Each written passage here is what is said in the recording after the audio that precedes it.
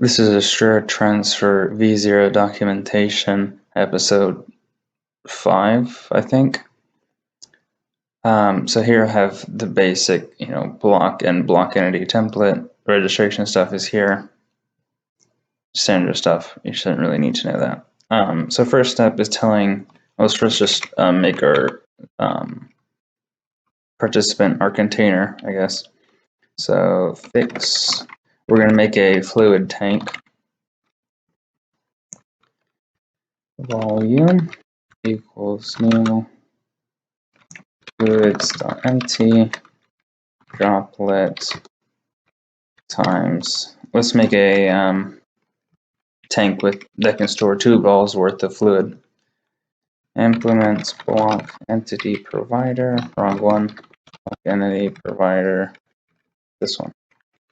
I should change this name, I might. If you're doing an inventory, this will be fixed object volume item key and item key.empty, and access equals fabric. This would be item world instead if you're doing item thing. But it'll kind of work with inventory depending on the specific participant you choose. Okay, so then this volume. Now let's do serialization. Do tag from tag to tag.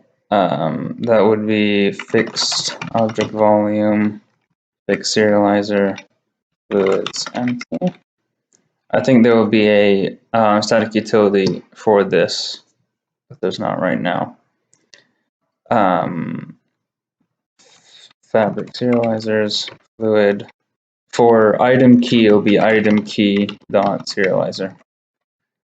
So remember that. Then save builder tag tank. There's probably a utility method for this that I'm forgetting about. If not, I'll add one. And that will be in the text version of the documentation, which you should definitely read. There is some stuff that goes over that I don't go over in this.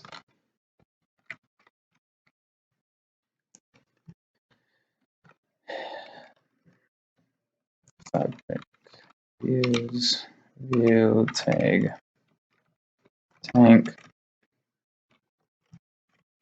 stop volume equals, and that's it. So I'll see you in game. Okay, we're in game, and I'm using the test item from the previous tutorial, the one that fills cauldron, so this one. So if I right click, you can see 54,000 droplets. That's 2 bottles. That's it. Now I'm going to go over some other small things. So I might change the name of this class because the simple name conflicts with this one, so you have to fully qualify it, which is annoying. Second, inventories. So the Astrarre transfer API doesn't just do fluids, you can do items as well. And so we're going to change this to an inventory, which is fairly easy. Serializer.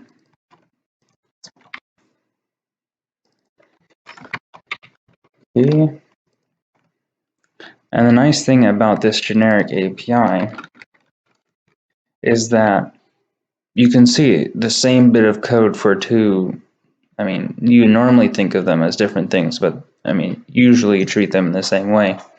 And so the nice thing about Astrarre transfer is that this has bidirectional compatibility with inventory. So hoppers and other mods that use inventory instead of, say, LBA or fluidity or Astrarre transfer will still work with your mod, which, as far as I know, is the first API to do that. Now, a note about bidirectional compatibility. So if we go to Fabric Participants and we go to the to inventory, so we can see here these are provided by Astrarre, so these are compatibilities. So you notice the array participant has its own special inventory. This one is basically perfect compatibility. So array participants, which are so these are internal classes. So basically just this one. You can make your own. It's not that hard. It's pretty simple. It's just this method, and everything else is implemented for you. Those will have perfect compatibility. Normal participants. So if you're, an AE system or storage or something else, then you get this version, which if you read the documentation, it basically just exposes a single extraction slot and a single insertion slot, and that's it. So the compatibility is not perfect, but it still works. Like you'll still be able hoppers and stuff will still be able to insert. Most things will just work. And then you can also convert from inventory to a participant with the from inventory access.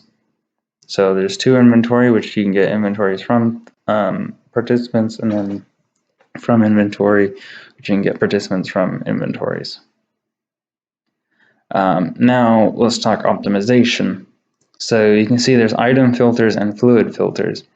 Basically, if you're, for example, transferring, let's say there's like a big AE2 network or something, and so you want to pull items from it, but the, let's say this functionality isn't enough. Maybe you're extracting copper ingots. In that case, you need to use a tag instead. So you have to use this one. What the AE system can do is it can check. So it will do, fabric participants.item filters get, and then it will take your participant. So like, you see this parameter here, it'll pass it into this. And then if that set has stuff in it, so if it's a non-empty set, then it knows that you are trying to extract those specific items. So for example, tags, there's actually a built-in class for that. Item tag filtering insertable. There's also a fluid tag filtering insertable. As you can see, it has built-in compatibility for item filters. So the AE system will know, oh, I only need to test, this utility method just gets the set from it. So I only need to test, say 10 items instead of going through my entire AE system just to find the one that you want. We went over this. What else am I missing? There's item APIs for world. We didn't really go over entity stuff because entities are a pain to do. The serializers are kind of dotted all over the code. Make sure you check before you just give up and implement it yourself. It has compatibility with shell. So the item API, which item means basically inventory and item form. Fluid item means fluid container and item form. So this would be like a fluid cell. This would be a shulker box. And that has compatibility with buckets, shulker boxes, and then the fluid world already has cauldron, but you already know that because that was in the previous documentation. Is there anything else I'm missing? Oh, right, advertisement. I mean, not advertisement. I would never do that. I'm just kidding. Basically, there are two items here for tooltips. So the user knows that it was made with Astrarre transfer API, and try not to mix it with like LBA. It does have compatibility with LBA. There is LBA compatibility. It's bidirectional as well. But they don't want to mix it with fluidity, which there is no compatibility because I've never done it so far. I think that's everything I need to say. There are other classes. So for fluids, you would use this class, but for items, it's a different thing. It's item slot participant, this one. Yeah, so you're supposed to use this class instead of this class for items. So if you're using item key, use this one. Don't use this. So this is probably not helping my case, which I will change right now. Is there anything else important? Yep, there's base classes. So this will store unlimited fluids. All right, player. So last episode in the item API, I showed off this part. There's also this, but this is not implemented, I don't think. Or no, it is implemented. Only this isn't. So I think I explained the concept of that, but I think the replacing participant documentation explains a little better.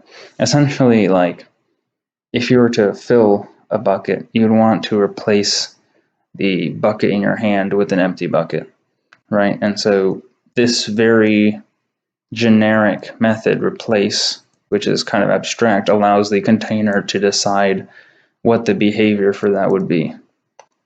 It's default implementation, obviously, but players would obviously be different. Is there anything else? I don't think so. All right, there's a bunch of inventory related utilities. So technically you're not, like, the inventory stuff. This isn't exactly an inventory utilities API, but some of these are used by internal classes, and I thought, you know what, might as well expose it. They're useful. So like, if you're tired of implementing cited inventory yourself, you can just pass it a bunch of regular inventories, and this implementation will translate it into a cited inventory.